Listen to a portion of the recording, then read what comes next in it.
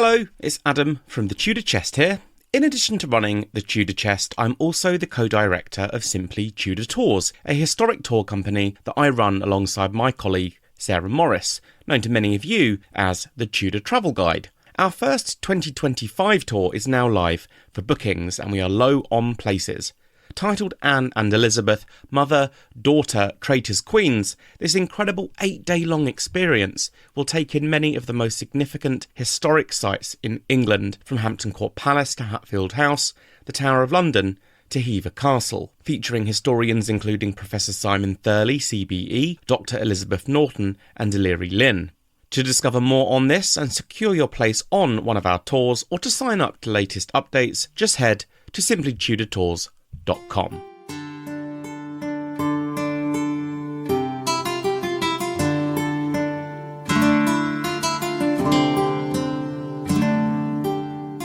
Elizabeth Fremantle is an author whose hugely popular book, Queen's Gambit, about Katherine Parr, has now been adapted into a major film starring Alicia Vikander and Jude Law as Catherine and King Henry VIII, respectively. In today's episode, I chat to Elizabeth all about the book, how she came up with the idea, why she took certain character decisions, and we also dive into the film itself, from casting, costumes, and character choices, including an amusing and revolting way that Jude Law went to extreme lengths to capture the essence of what being around Henry VIII must have truly felt like.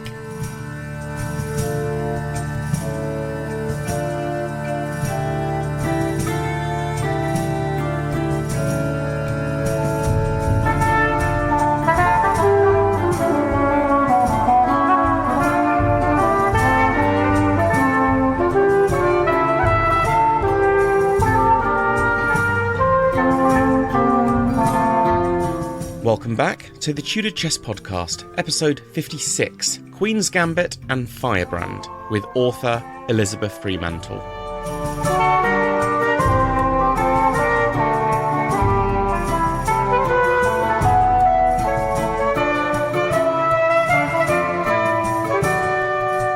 Welcome to the Tudor Chess Podcast, Elizabeth Fremantle. How are you?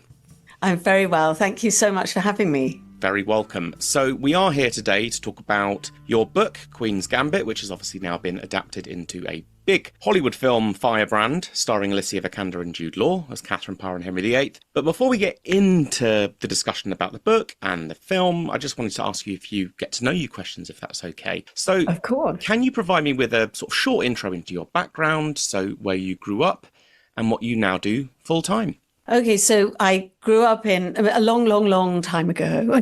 It's like a fairy tale. I grew up in North London, and I still live in North London, actually. Well, I mean, it's slightly more west now, but I haven't really, the apple didn't fall very far from the tree. So I grew up there until my parents split up. I went to boarding schools very, very young, so age 8. So I sort of feel like I was wrenched away from my home. And that's why I'm so, I love living here now and going to all the places I used to go to when I was a child. Because I guess it was taken away from me at quite a young age. My parents split up. My mum moved to the West Country, to a place so remote. I mean, it couldn't be more opposite from London. It was really in the middle of nowhere, 3 miles from the nearest other house, let alone village, on the top of Exmoor, which is just a wild part of Somerset, Devon and Somerset. It crosses the border between the two. And it was so different. I'm such a city person. So I've never been back. That's all I can say. Yeah.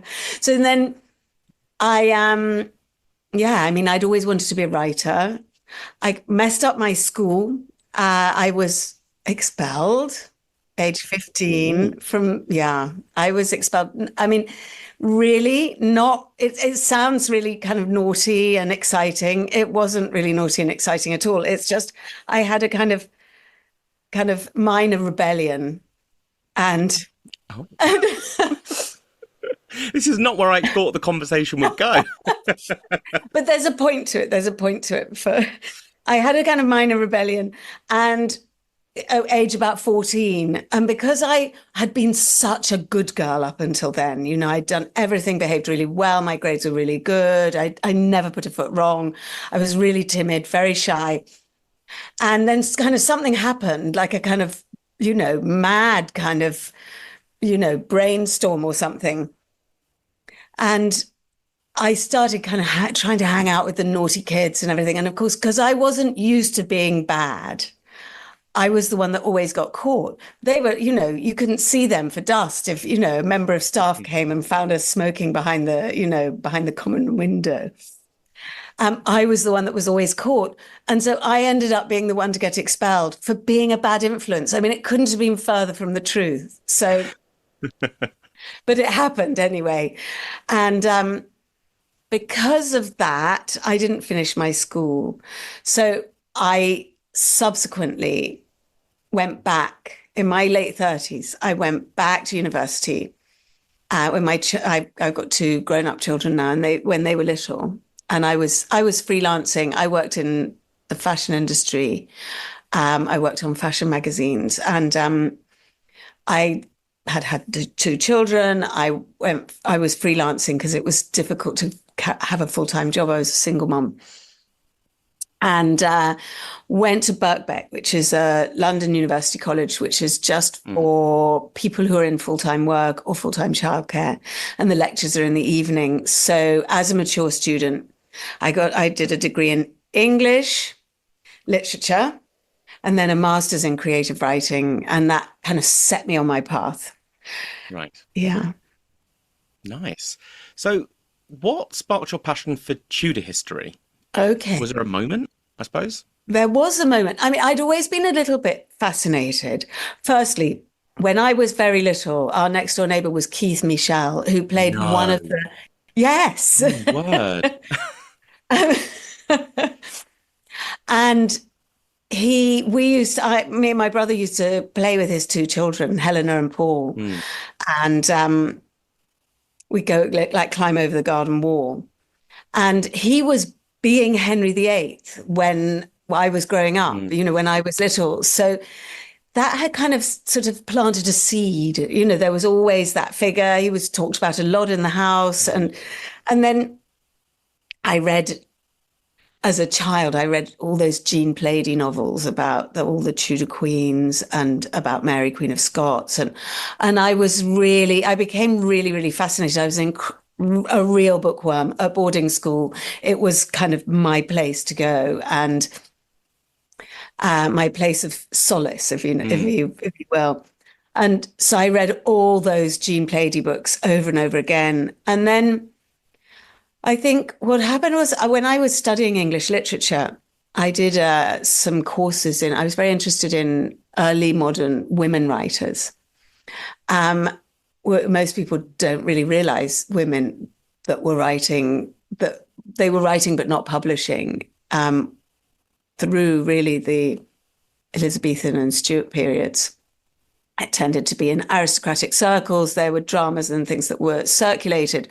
But what I discovered was that Katherine Parr was the first woman to publish an original text in the English language. And I thought, nobody knows this. And I think, those queens had really been in my consciousness, and that idea of them, these young women. And I think of Anne Boleyn. She was maybe 36, not quite so young. Well, I'm a 1507 kind of guy, so I was... Oh, you are? Okay, 31 then. 29 if you accept 1507. Oh, 29. Yeah, okay. Yeah. Well, I think 1507... Yeah, I think that's probably quite a plausible date. But anyway, that's a whole other discussion, isn't it? A whole other discussion. It's the Tudor grenade, if you throw that into the mix. Yeah. So, and Catherine Howard, I mean, we don't really know, probably about 1718, I think. Nobody really knows her birth date. There are various theories, but she was a child. Yeah, totally. Jane Grey, also a teenager. and somehow the horror of the fates of those young women had kind of settled into my unconscious. And then discovering that Katherine Parr, not only was she the first woman to publish an original text in English language, but she also survived a plot on her life. There was a warrant for her arrest signed by her husband, Henry. So it kind of really kind of burrowed down into me, this idea of this woman, and the fact that she'd kind of been fairly misrepresented by history, I thought. She'd always been kind of cast, she's the survivor, and that she'd been the kind of dull nursemaidey one, older. She was 31 when she married him. I mean, my daughter's 30 already. So, and it's 31 it's not an old woman, but she's considered as this sort of elderly nursemaidey, unproblematic woman. And yet she's a highly political, extremely well-educated, very determined woman who really sought to change the landscape of religious politics in England and to use her power with having the king's ear. She sought to really firmly establish the Reformed faith. And so those things together, I thought, this one, why is nobody written about her? Yeah, why is it always Anne Boleyn? It's always Anne Boleyn, and rightly so. I mean, her story is extraordinary, and it's been really interesting to see how it's evolved. There are different versions of her story for each era, in a way. I've got a real theory that of any of the wives, actually, had they been able to be friends, that Anne and Katherine Parr probably would have got along very well. Yeah, well, they both shared the same political ideas, and they were both highly intelligent and kind of determined women who was self-determined in some ways. Yeah, I think that's a really interesting theory. I think you're probably right. Another theory I'd just like to quickly ask you, off topic but is on topic, is because obviously Catherine was famous for her staunch adherence to the reformist faith. When Mary came to the throne, do you think Catherine would have fled the country? Oh gosh, no one's ever asked me that question. But that's really interesting because she would still have been Elizabeth's stepmother, her guardian, although, I wonder if I feel like, I always like to think they would have got over the very enormous hiccup with the Thomas Seymour, would she have fled? Yes, because her faith was so well known. And yeah, she would have really been in danger. But then I wonder if Mary would have, it would have been because she was Mary's stepmother. Would Mary have gone that far? That if either she'd have just laid low. I don't think Mary would have had her arrested or, So that's a really, really interesting idea. I mean, maybe that could make some sort of interesting speculative fiction. Who knows? It's always occurred to me that, this was a woman who was famously Protestant, really, and was openly so. Yeah, and published very, very controversial texts. I mean, the Lamentation of a Sinner is goes against everything Mary believed. I mean, were she not who she was, she would have been burned at the stake under Mary. If she were just Catherine. Yes, but I'm trying to think of, I don't know so much about the people who were executed under Mary's reign, but I'm not entirely sure the extent to which they were the aristocrats. That because the people with kind of powerful families might have caused problems for her. And the ones we know of, they're all kind of middling or lower class people. Or from the church. Yes. They were put in barrels of tar and rolled down the hill alight and things, weren't they?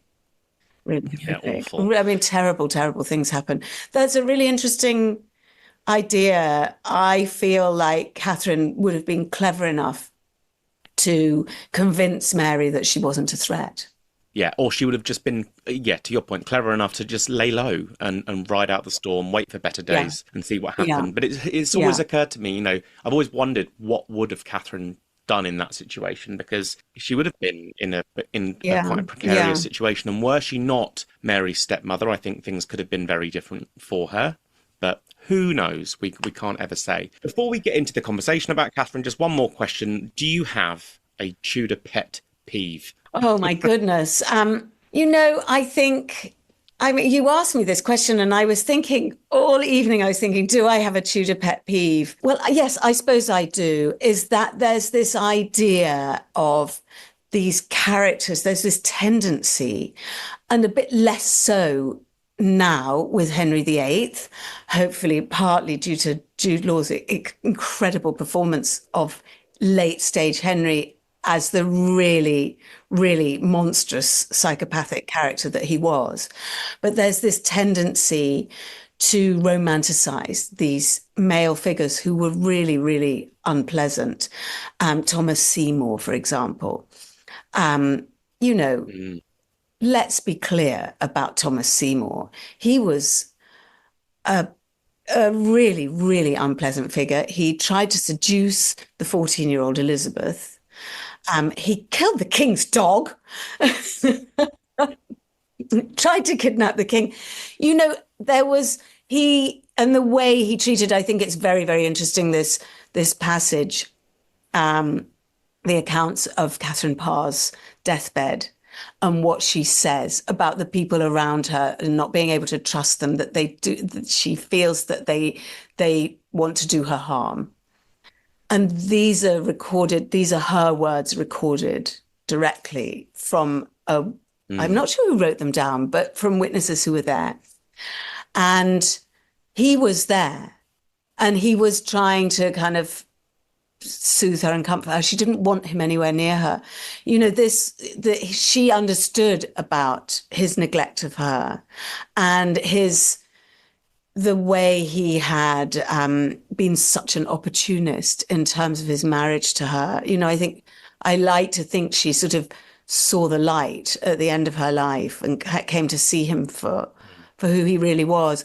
So I think a pet peeve is this tendency to look at those kind of figures from that period as dashing romantic men, when they're really not. They're mostly really, really unpleasant people, Mm, I yeah.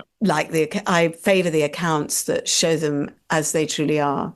To get into the sort of the meat of the conversation today, we're here to talk about your book, Queen's Gambit, and then a bit about the film Firebrand. I feel like you've kind of answered my first question, which was what drew you to telling the story of Catherine Parr. It was essentially the fact that her story had not been told, right? Yes, or it had been told because actually Jean Plaidy wrote it. And there were various other kind of much more romantic tellings of it.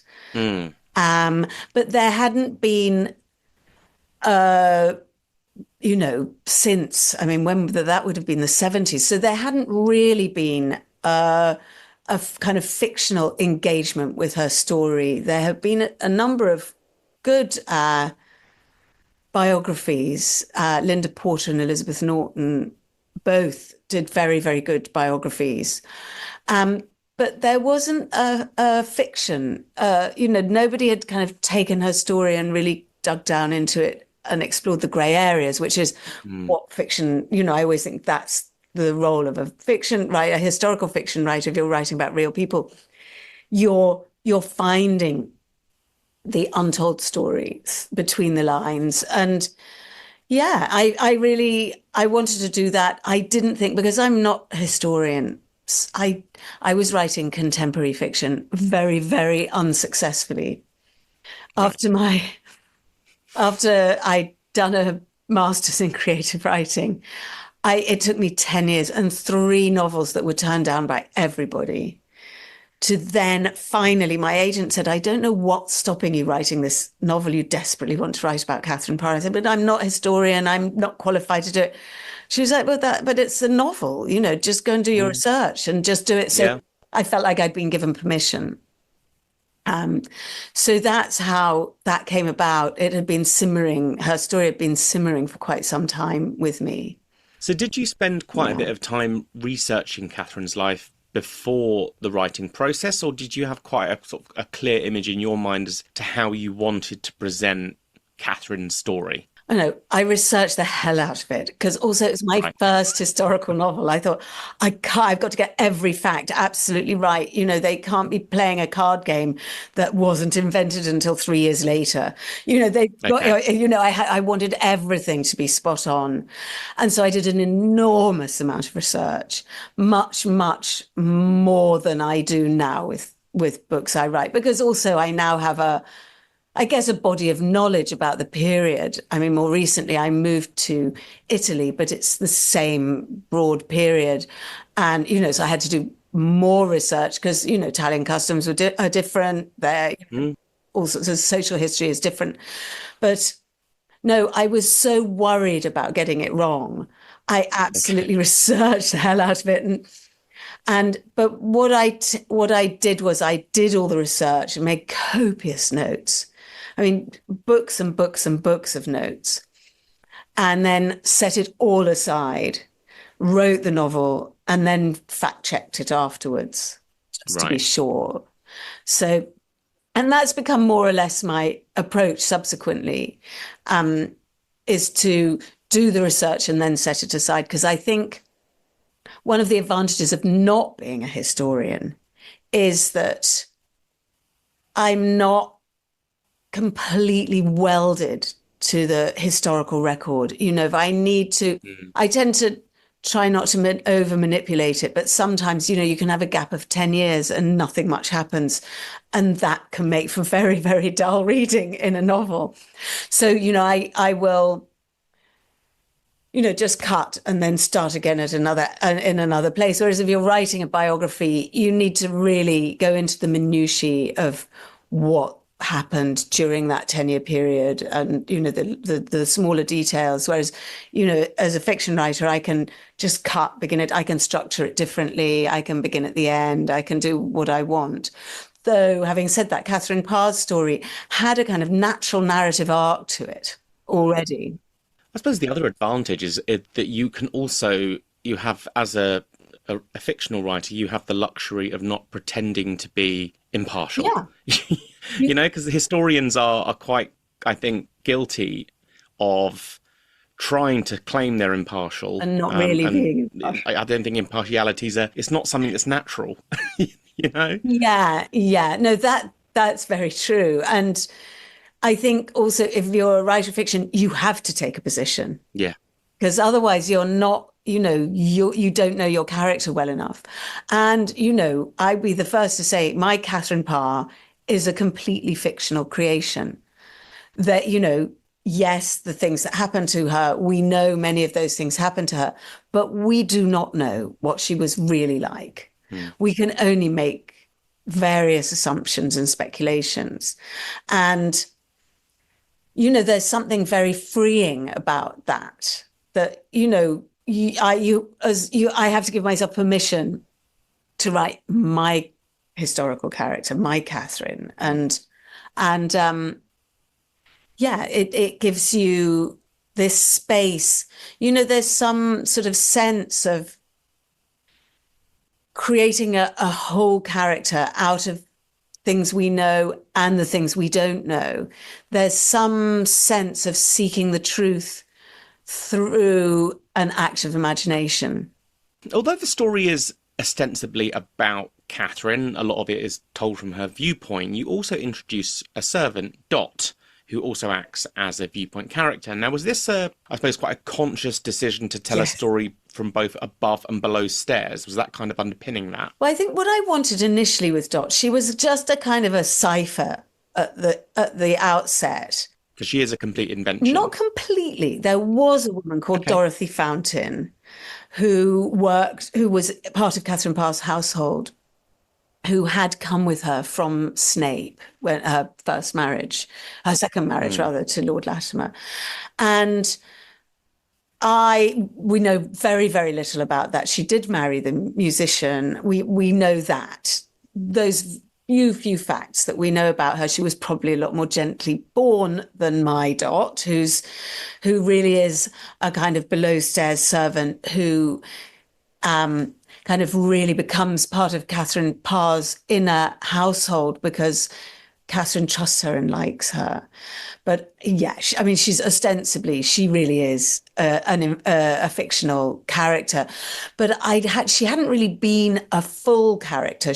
I wanted her to tell a little bit of the story because when you're writing a historical novel, it's almost like science fiction. You have to build a whole world for the reader. And I always feel it's disingenuous for like Catherine Parr to walk into Hampton Court Palace, where she spent half her youth.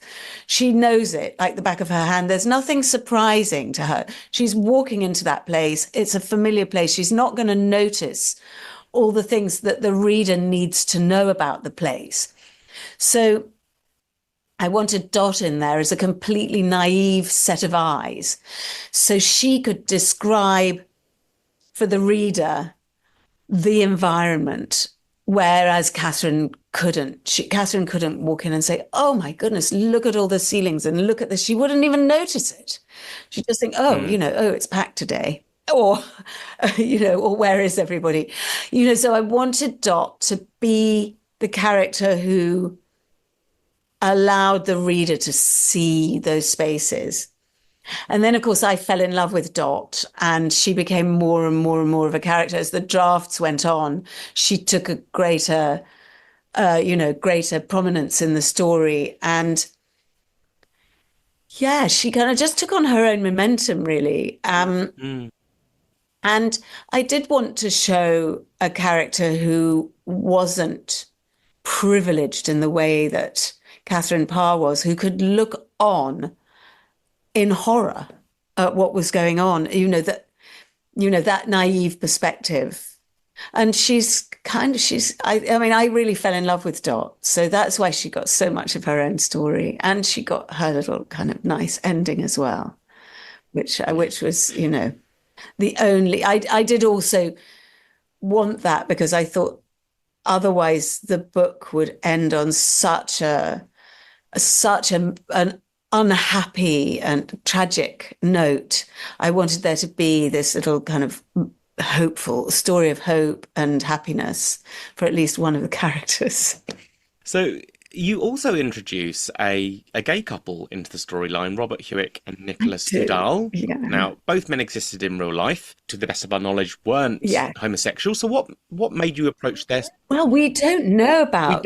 We don't, of course. Udall, actually. And he was provost of Eton, and he lost his job because he liked to whip the young boys. So I ran with that small fact. Because I say, what made you approach their storyline from that angle? Was it that fact? Well, what I wanted was, I never have worked out quite how we pronounce his surname, but I think he might be called Hoyker. Okay. I don't really know because I feel like it's a Low Country's name. But so I never quite worked out. It's one of those ones like Risley that people butcher constantly. So we'll call him Hewick because it's easier. We know the story that it's a royal doctor who makes Catherine aware of this arrest warrant. So I started off, I thought, okay, there's going to be a loyal doctor, and I want this to be a really, really important friendship. And I want Catherine to have a friendship that is not sexually motivated, that can't be, very close, very trusting, very pure friendship. And also, all my novels, or I'm trying to think if there is one that doesn't know. I think every single one of my novels has somewhere a homosexual character, because I don't like the way history has erased homosexuality. I'm a bisexual woman, and I read historical fiction. I don't see it there. I don't even see it in historical biography, a little more so now. And so I felt, and I wrote that book. I mean, it was published 12 years ago. I wrote it 13, 14 years ago. And I felt it was really important to have. And I think if I were doing it now, I probably wouldn't I'd make them completely invented characters. I wouldn't, I thought there could be an interesting scene made out of Udall's mask that he had performed in front of the Queen, and in which he really, really goes in on Thomas Seymour, and it's a very controversial moment. We know it happened. It's certainly recorded that it was a kind of dig at her and her relationship with Seymour, and quite dangerous. And so I wanted him in there, and I thought, oh, the kind of beating boys at Eton. I thought, okay, well, maybe I can put him in. I'd probably have just made him an invented character if I were doing it now. I think I felt very strongly that I wanted her surrounded by people who really were there, even if we only knew their names. I feel that's less important now, to be honest. And that came from all that research I did on finding out all the names of all the women that served her and all the people that wrote the things, the plays that she was going to see and everything. Yeah. So for me, it's just an important thing. It's there in all my books. And yeah, that's my own personal, it's my personal crusade, really. So was there an element then as well of maybe trying to show how progressive Catherine is? Because she clearly has, in your book, she clearly has no concerns about Hewitt's sexuality. Yeah, I think it was an also way to demonstrate her tolerance. Yeah. That she's, because also I think, in reality, she probably wouldn't have tolerated that because she was so religious. But I think we write these books for contemporary audiences, and to have her being such close friends to someone she knows is in a relationship with a man is shorthand to show how open-minded and tolerant a person she is, but also how progressive. And I think it's what we forget, or what's difficult to convey to contemporary readers, is the extent to which the new faith was so excitingly novel and different. And, in some ways, there's not an equivalent nowadays. And I think, you talk about it as a religious reform. It sounds so dull. But for those people, it was so exciting and so important. So I feel like having progressive attitudes to something like homosexuality allows us to see her progressive side in a way that's historically inaccurate. We can probably safely say that. Yeah, and I think that also, I totally understand what you mean. I think that makes sense. You may not be able to answer this question, but I'll ask anyway. Was the fact that Robert Hewitt and Nicholas Udall's relationship cut from the film, was that a disappointment to you, if you can say? I'm not sure. Oh, no, because the film really took that just a moment of her story. So the novel, as you know, actually it's been republished. I've done a revised edition. I re-edited it. It's not a different novel at all, but I've tidied it up. It reads more smoothly. It's I've made it work harder and better. And it's published now as Firebrand. But what the book covers a much greater part of her story. We start with Lord Latimer's deathbed, and go right through to Catherine's deathbed. And the film, I saw so many iterations of the screenplay Really? actually, and they were all very, very Right. different.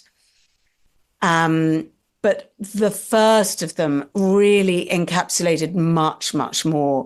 And then you just know to condense, I think, a 450, 60-page novel into a 2-hour film format, so much is going to be lost. So Dot was Yes. lost. I was sad about Dot. She is there. There is a character called Dot in the film, but she doesn't get to speak, I don't think. And Dot, I mean, I think from the outset, I think that, I mean, there was the doctor, so Dr. Farabi, and there was is a kind of version of Hewick actually. And there was a version of the screenplay where that doctor that then became Dr. Farabi, I think Kareem was very, very keen to have diversity in the casting of the characters. And so to have the Egyptian doctor, it felt, one, plausible, but there had been this doctor who had a much more important relationship with Catherine towards the end and a different ending, actually. So those things, I watched them kind of evolve and change. And I really understand how you cannot keep No. all the stories and the subplots.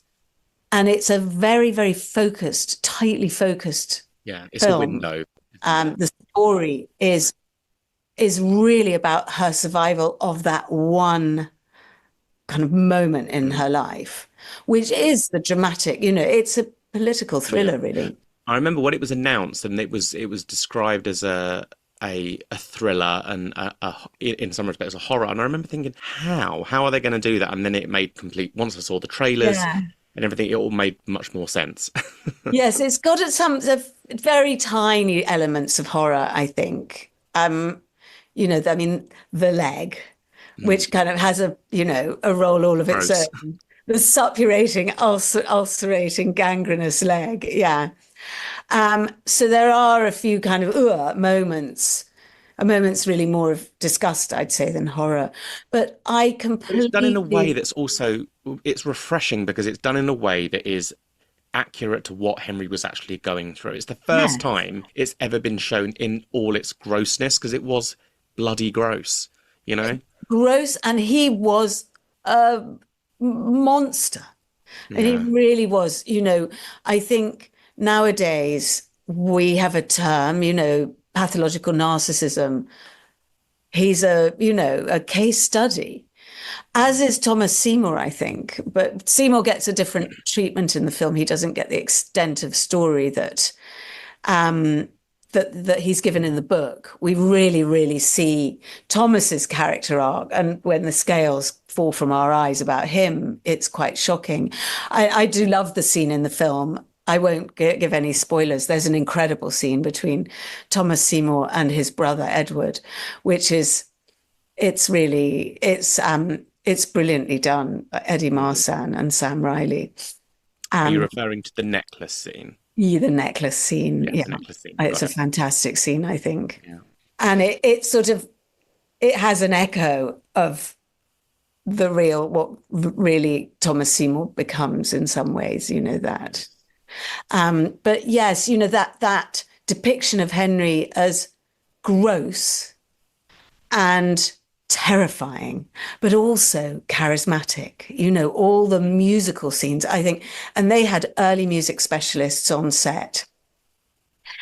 Jude learnt to play the virginals so he could Really. do that scene where they're all singing and he's playing. He was playing.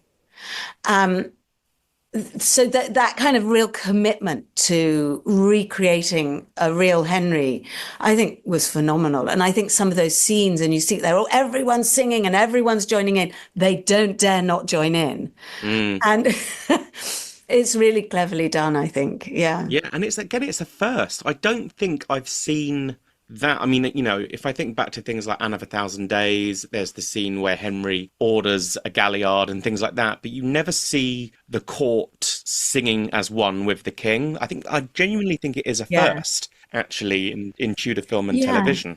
So it was refreshing. Yeah, I think so. I think so. And also there's that, it's like the court, it's not really splendid. Mm. They've got lots of nice things hung up and they're warm and they've got servants everywhere and everything, but they're sitting on cushions on the floor. They are, it's like they're burning things in the courtyard. That people are arriving with the plague and they're getting rid of them. And, everything's very base in some ways, though they're incredibly Mm. privileged. You really get a sense of the earthiness of life in those days. And the kind of strange hierarchies, and who was allowed in what room, who was allowed to wear what color. You get a sense of that, but there's this kind of everything's on the brink of being really filthy and being, it's that it's, we have this idea now because we look at how the royals live, in these kind of, with all cons in their splendid palaces. And yes, the Tudors were the equivalent of that. And they had their splendid palaces, but the comforts, they Mm. didn't, there wasn't a sofa to put your feet up on. You're wearing these really uncomfortable dresses all day, and then You you'd didn't have have to, any oh, joggers. no joggers and no. And so I think the film conveys some of that discomfort, Mm. which Yeah. I really like and which you don't really get in other films. That Yeah. sense of how they were living in that world. I really like that about it. In your story, and it translates very much into the film as well, Catherine really relishes her opportunity to act as regent and she grabs onto it firmly. Were these for you some of the most enjoyable parts to write?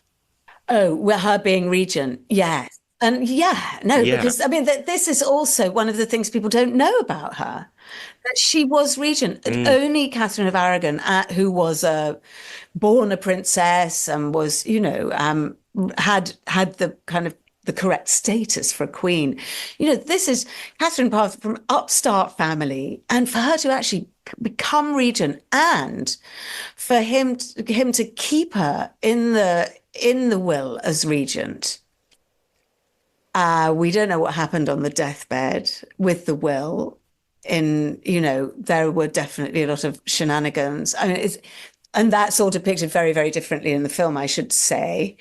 But we know that he really, until a certain point, he really, really trusted her and wanted her to be regent for Edward. And, that really says something about her force of character Mm. and she, how she gained his trust while at the same time working, I won't say working against him, working against her conservative enemies at court who were trying to, that he was in the middle of a big push me pull you scenario. And she was so determined to bring him along with her to the new faith. And he was wavering, I think, in his old age, having Mm. doubts about some of the terrible things that had happened under Cromwell under his order. And It's a big misconception, isn't it, with Henry as well, is that people think he was a Protestant and he absolutely wasn't. no, no, far, far from it. I mean, he moved towards reform and then he recoiled back. And I think figures like Gardner, who's brilliantly played by Simon Russell Beale, Mm. because you get with him that sense. It was funny. I was chatting with him and I said, "Oh, you get to play the baddie," and he said, "Oh, I don't see him as really bad. I see him as he believes he's doing the right thing." And of course, he's right. This is exactly, Gardner would have believed he was saving them all from themselves and Yeah. from I eternal damnation. Yeah, I And was going to ask you because I get the sense that, like me, you have little patience for Stephen Gardner. he's a baddie for me, and I wrote him as a baddie. But that's what's really interesting with a film is that each character, they they have their own take on the character. So it can be much more nuanced. Whereas, I didn't see Gardner as thinking he was saving everybody's immortal soul. I saw him as politically motivated, and he was power hungry.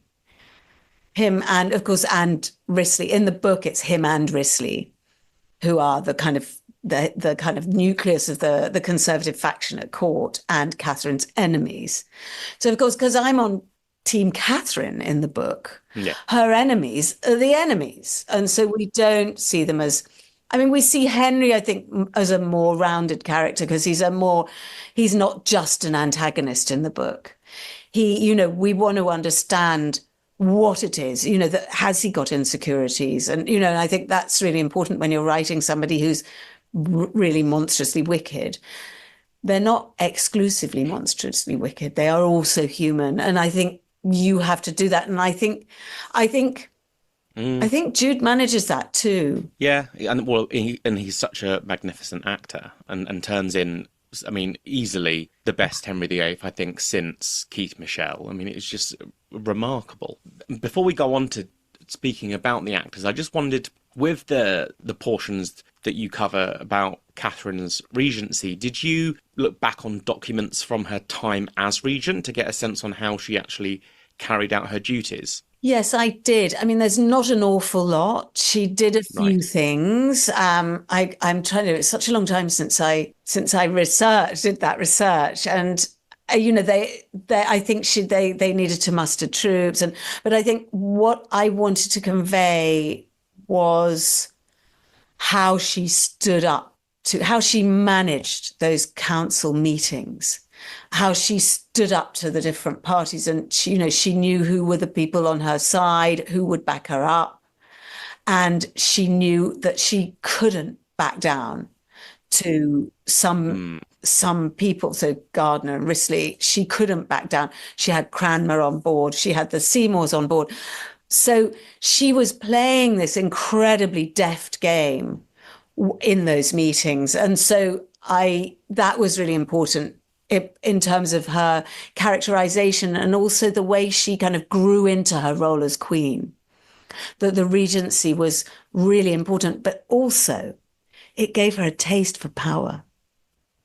It maybe made her think she could have more power than was possible for her. And that might have been how she came to slip up. I'm curious to know your opinion on a theory of mine. Yes.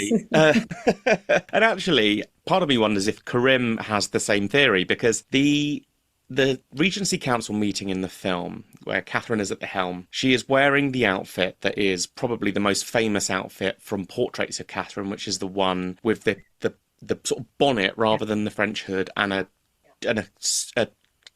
gown that's more like a doublet. And I've often wondered if that particular portrait was painted to celebrate and mirror Henry VIII. It was painted to celebrate her time as regent, because what she's wearing is quite masculine, and unlike any other portrait of Catherine or Tudor queens. Quite masculine, yes. That's really, really interesting. And I've never thought of that. And of course, Karim chose that to be the outfit. Yeah. It's the National Portrait Gallery, the very famous portrait. Yeah, her most famous portrait. Yeah. And, it's not the full length one. It's it is the National Portrait Gallery, isn't it? It's at the National Portrait Gallery. Well, the full-length one is also the National Portrait Gallery. Yes, the one that people thought was Jane Grey. Anyway, it's the one we see. It's the one in Madame Tussauds. It's the one that Hiroshi Sugimoto photographed as part of his, the scenes, the Six Queens, where he photographed the waxworks. They're a really interesting series of portraits. And you're right. It nods. She's got one of those sort of velvet bonnets with a feather in Henry it, VIII. and this sort of doublet. And it's not like, I think kind of 50 years later, maybe a little bit longer, in the late Jacobean, early Charles I, there was this fashion for women to go around wearing men's outfits or outfits that look quite masculine. That was yet to come. I mean, there certainly wasn't a movement for that at court at all. I've never seen another No, portrait that's what makes it stand out so with much. an outfit that looks like that. So that's a really interesting take. And I think what Karim does is he puts her in that outfit when she's at the Yeah, council table. exactly. And that's what, So yes, I mean, I buy your theory completely. I really like it. I really like yeah, well, I've had that theory for a while. And then in the film, I was like, oh, Karim agrees. yes. Because it's, she's at the Yeah. helm of this Yeah. table and she's in an outfit that, for all intents and purposes, looks like something Henry VIII would wear rather than his wives. So I have often wondered if that portrait was done to commemorate her time as regent. That's a really good point. And I wonder who made the decisions about that outfit, whether that was her. Mm, who knows? Basically she's in a form of drag, isn't she?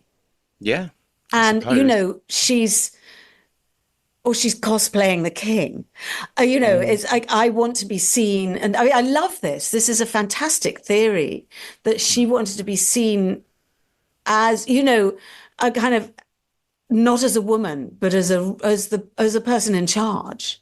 mm, Yeah, yeah, love well, that. who knows? Who knows? We'll never know, No. probably, unless someone digs up, Yeah, that she ordered to this outfit to be made and she wanted it masculine for a specific purpose, and there's a date. Then we would yeah. know. But I don't know. That might happen. From very early on, you Yeah. portray Catherine as a woman very deeply committed to religious reform, and this leads her into, well, not doesn't lead her into, she has a friendship with Anne Askew, who is obviously played by Erin Doherty in the film. To the best of your knowledge, did the two women actually meet in real life? Well, we don't really know. I, I read various sort of quite unsubstantiated theories that they might have known one another as young women because they grew up. I think Anne Askew and Katherine Parr both grew up in a kind of not that far away from one another in England. And possibly when Katherine Parr was married to her first husband and lived at Gainsborough, Newhall, I think it is, not Old Hall, it's Gainsborough, Newhall, that Anne Askew was living not next door, but not that far away. And, as kind of a certain level of gentry, they might have mixed socially at that time. It's possible. We don't know. yeah. There's certainly not a shred of evidence that they met when Catherine was queen. Okay. However, we do know pretty much that people in her household, probably Catherine Brandon, possibly Anne Somerset? Somerset, thank you. Or she wasn't, was she Somerset then? She wasn't Somerset then. She was Anne, Stanhope. yes, Stanhope. Yes, because I call her Stanhope in the book. They don't like each other. But No, they yeah, don't. Well, they didn't in real life, did they they? So, didn't in real life. But they certainly didn't in real life subsequently. There was a big spat over the jewels, wasn't there? mm, Um, but it's quite possible that either Catherine Brandon or Anne Stanhope or both of them were funding Anne Askew. And they could have been funding Anne Askew on behalf of Katherine Parr. There are various theories about that. I had them meet in much the same way I took artistic license. In much the same way all the films have Elizabeth and Mary, Queen of and Scots Mary. meet. I knew you were going to say that. Because I thought it would give, it would give a dramatic scene that helps us understand her evolution, Catherine's evolution as a radical in some ways. Because there is a point at which she stops playing it safe with religion and, just sort of skirting the edges of radicalism. She's sort of looking at Luther and, her prayers and meditations are very, very safe. There's a point at which she starts writing Lamentation of a Sinner, and it's full of Calvin and Zwingli really taboo, banned books and, texts that would have you burnt. And so I thought a great way to show this is to have her meet Anne Askew and listen to what Anne Askew is saying and be really, really kind of have a kind of fire lit under her by that. So that's why I put that meeting in. We don't know it didn't happen. And I put it in a moment about which, it's at a time isn't that much record of what was going on then with Catherine. Henry was away. She could have met her. Yeah. It's a possibility. Yeah, and the film really leans into that relationship in a very effective way, I think. I think it's very effective because also Anne Askew acts as a sort of impetus really behind Catherine's growing hatred of Henry in the film. I think that's definitely an aspect to it. Talking of the film, we have to talk about Firebrand, and we've discussed it a bit, but how involved were you in the actual making of the film? Okay, so not really involved. I mean, I was very lucky because the producer, it was an independent film. It wasn't a big studio because often, the writer, particularly, you're not even the screenwriter. You wrote the novel on which that's inspired it. You can be quite sidelined. Whereas I was really involved. I met and talked with the cast members, discussed, how I characterized, so I discussed with Jude and Alicia how I characterized the central figures. And, I talked at length with Kareem about, how I'd seen things, and they were great, open and really fruitful discussions. So I felt part of it, though I chose not to be. Right at the outset, somebody at some point said, do you want to be in some way involved with the adaptation? And I said, no, I don't, because it was my first novel. I'd just signed a 3-book deal. I had 2 more novels to write. It was all new to me. I thought, I didn't even know if I was going to be able to do that, let alone write a screenplay, which is something I'd never done before. It's a completely different skill. So I chose not to be part of the adaptation, though I met the screenwriters and I read every version of the screenplay.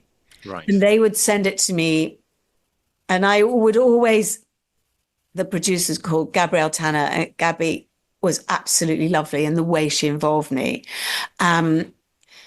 She always sent me the versions of the screenplay, and I would, every time I'd say, are you sending this to me out of courtesy or because you want you want my commentary on it?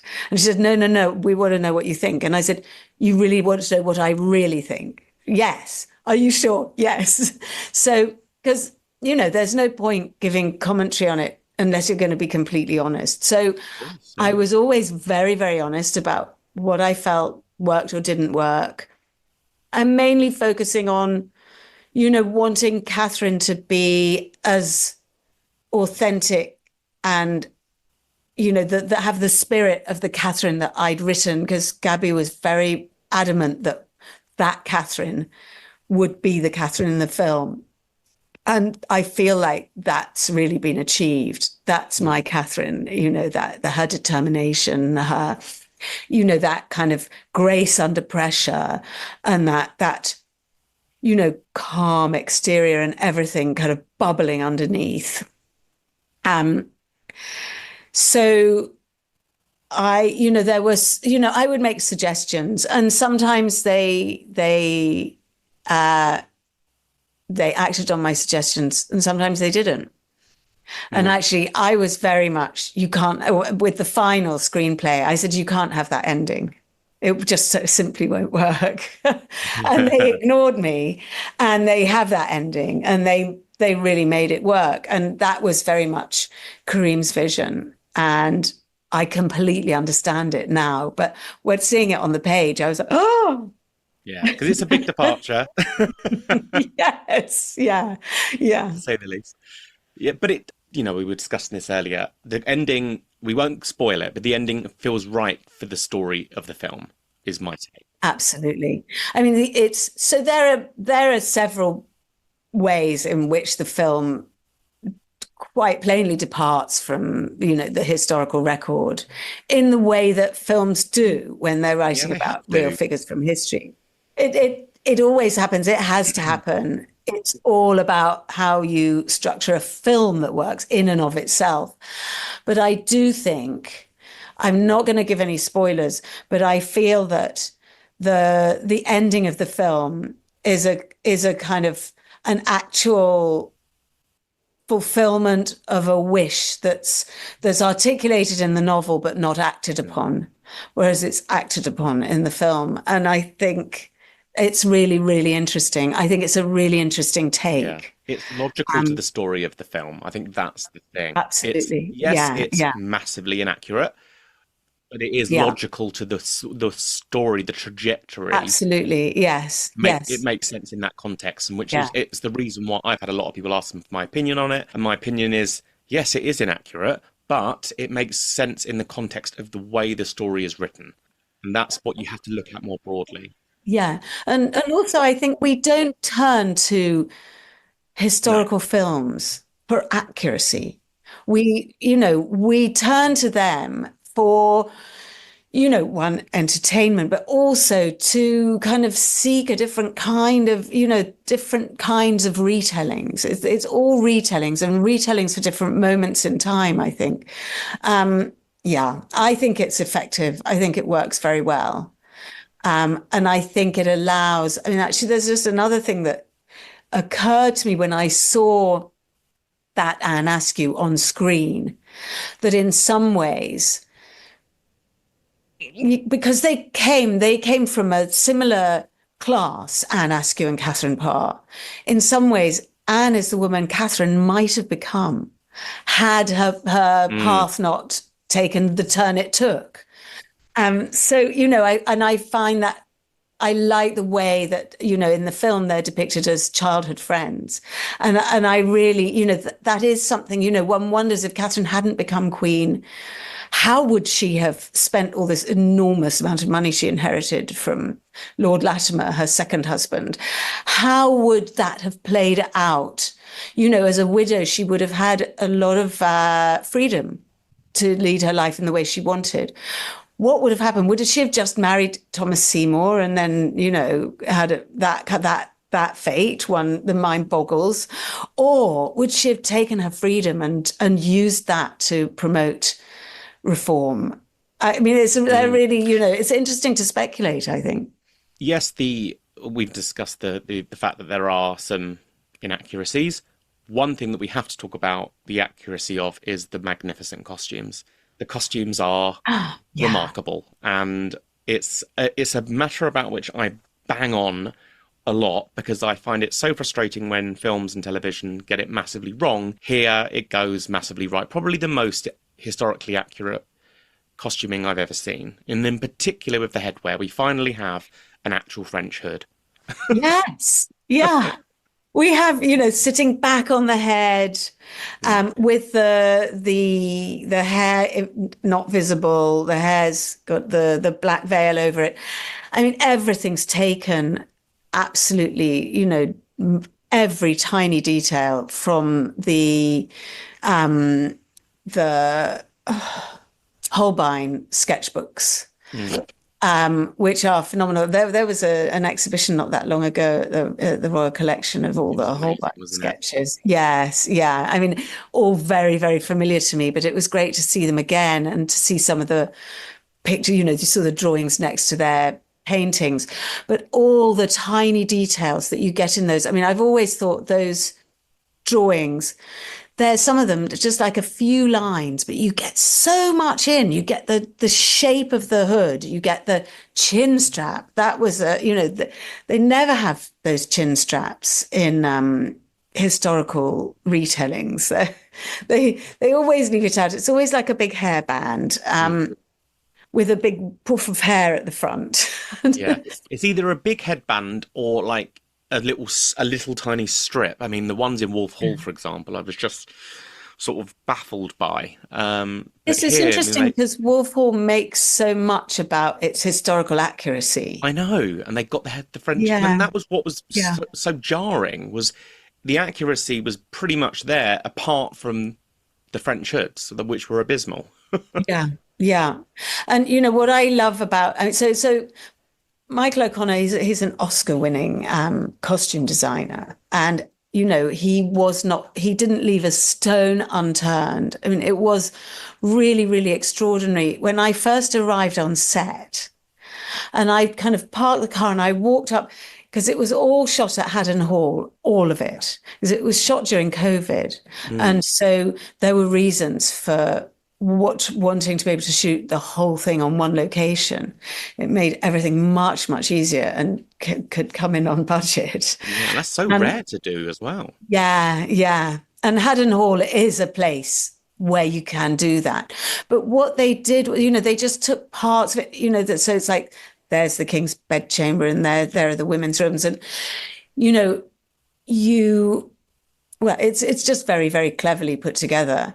But so you park kind of down the way, and I walked up, and there was a man all in black in a kind of doublet, and he was wearing Tudor outfit with the Tudor building in the background. And it was just like going back in time, because the outfit was so accurate, even for the extras. Everybody. There not a shred of nylon. Everything was perfect. There were no colours that wouldn't have existed then. And I think people who are really into the Tudors, which I assume that your listeners are, they will love spotting familiar outfits. So Henry at one time wears a very famous outfit from one of his portraits, which is the white silk with the black line embroidery and the bits of silk pulled through.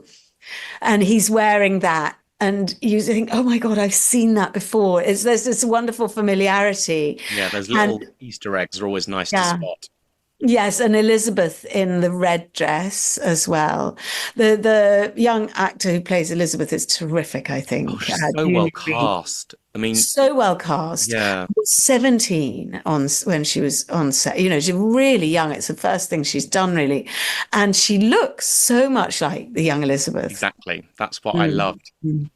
Yeah. Was it quite surreal for you to see the film being made and to have people like Alicia Vikander, Jude Law, Sir Simon Russell Beale, these titans of acting? Was it quite a surreal experience?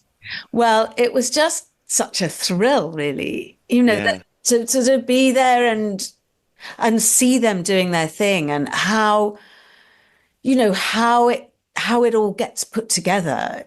It's so fascinating. I was there. I mean, there's a fantastic scene where they have the May Day celebrations, and they've got all these mummers dressed up in, these kind of costumes. And those costumes were incredible. You had someone dressed up as a hare, someone dressed up as a horse, the man dressed up as the Green Man. Those costumes, you cannot believe how exquisite they were. They were all made kind of stitched sackcloth stuffed with straw. And it was just beautiful. And they looked really eerie. They looked creepy. That's exactly what I was about to say. It was that scene and the way the costumes are done and the way it's all pulled together is equal parts sort of quite sumptuous, but scary, claustrophobic. I was creeped out by that scene. Yeah, and rightly so, because it's a kind of pivotal scene. It's really when things start to go really wrong for Catherine. And, that was taken, the scene, because I have a scene in the book where she has to dance with Thomas Seymour in front of Henry. And that's a really pivotal scene as well. But they put it in a different context here. They put it in the context of this extraordinary May Day celebration. I thought it was beautifully done. And, I think the detail, not only the costumes, but in the sets and in the way they behaved, the hierarchies, all those things were so accurate that I think that to create that really accurate environment kind of allows them to take license with the story. Yeah, I've we have to talk about Jude Law, because Yes. I mean, I think I'll be totally candid. When the film was announced, I remember thinking, Jude Law, he's far too handsome and slender Yeah. and every, and there were quite a few people who said a similar thing. I mean, I Yeah. also remember thinking, why haven't they cast Simon Russell Beale? He looks more like Henry does at Yeah. that stage. But my God, I mean, we were all Yeah. proven very, very wrong because it's Jude Law and he is magnificent in the role. So frightening. I just wondered if you could talk about the quite extreme lengths that he went to ensure repulsion, and I'm sort of referring to the scent that he had created. Okay, yes. Well, I too, when they first told me they'd cast Jude, I was like, really? And then I thought, okay, I see where they're Yeah, they're going to going. make him They're going to sexy. do it like Eric Banner in The Other Boleyn Girl, Yeah. sexy Henry. I thought, okay. And my heart slightly sank. Then I had a chat with Kareem about it, and he was like, it made so much sense in the way Kareem described it. He said, Henry was that golden prince of Europe in his youth. And most of the older people at court will have remembered him as that character that, he was like the it prince of Europe. And so to have Jude, who was also this kind of golden boy of British cinema, and we all remember him, don't we? The kind of that amazing, beautiful Dickie Greenleaf and beautiful, arrogant, and so in our minds we still have, though Jude really goes there. He put on a lot of weight. He's pretty gross. You still see this little sparkle of charisma in him that I feel like that must have still been there in Henry as well. And Mm. that was Kareem's logic, which does completely make sense. And Jude, I mean, I talked about how he learned the instruments, but he also had a perfumier design a scent that would smell like Henry's gangrenous ulcer. Ugh. So What a apparently, brief to get in the post or something. yeah, yes, I know. And so they had to, I think he had read somewhere that Henry could be smelt 4 rooms away. He smelt so bad. And so, he wanted to kind of get into the role. And I can vouch. It really smelled really disgusting. And I wasn't actually even right in the room. I was watching on the monitor from another place. But all those scenes where you see the cast going, with they kind of covering their noses, trying not trying not to be too obvious, it's because it really, really stank. Yeah, Um, so yes, he really kind of got into the role on a visceral level, whereas yeah, Alicia, she got into the role on a much, much more cerebral level. I mean, it was really interesting. The first question she asked me about Katherine Parr, she said, "What do you think is her greatest flaw?" I thought that was a really interesting approach to the character, a kind of interesting, kind of intellectual approach. And I said that she was prepared to put endanger those she loved to forward her political ends.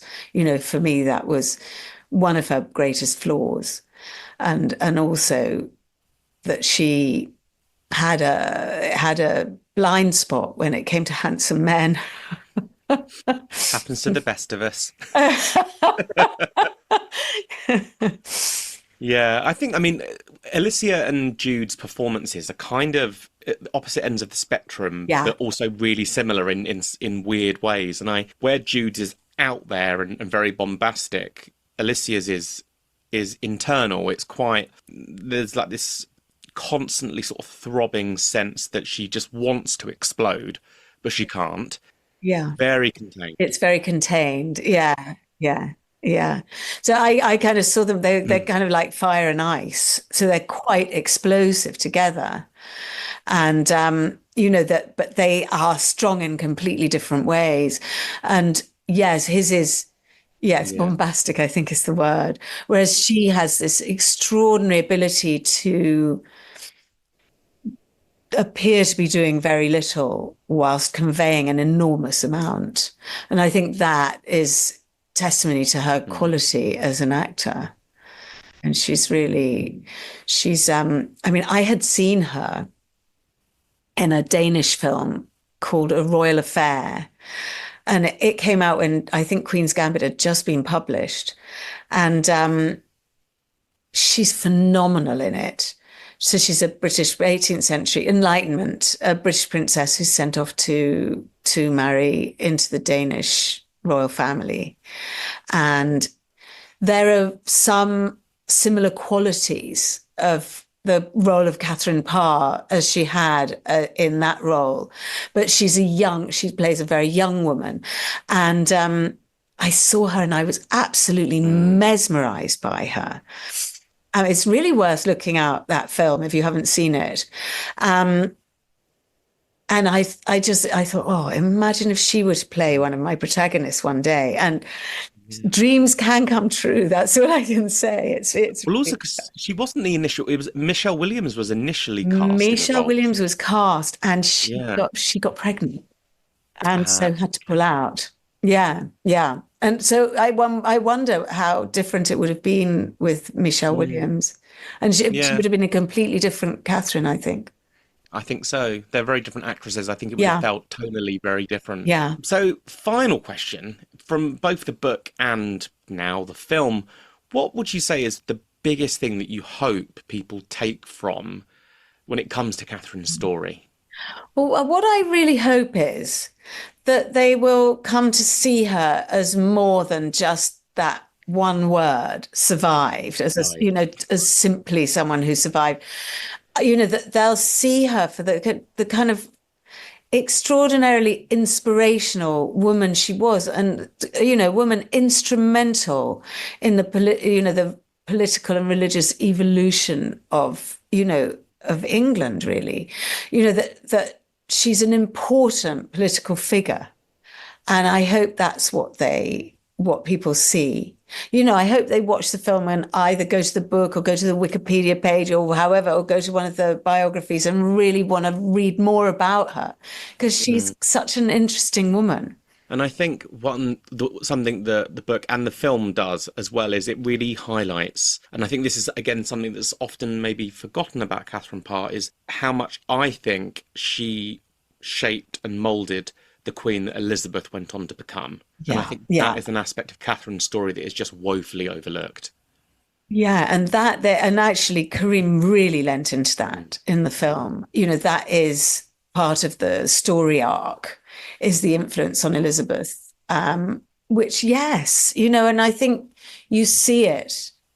And I think, most contemporary historians agree that, Elizabeth witnessing Catherine as regent had a huge, huge influence over her, but also witnessing the cruelty in the marriage between her father and Katherine Parr.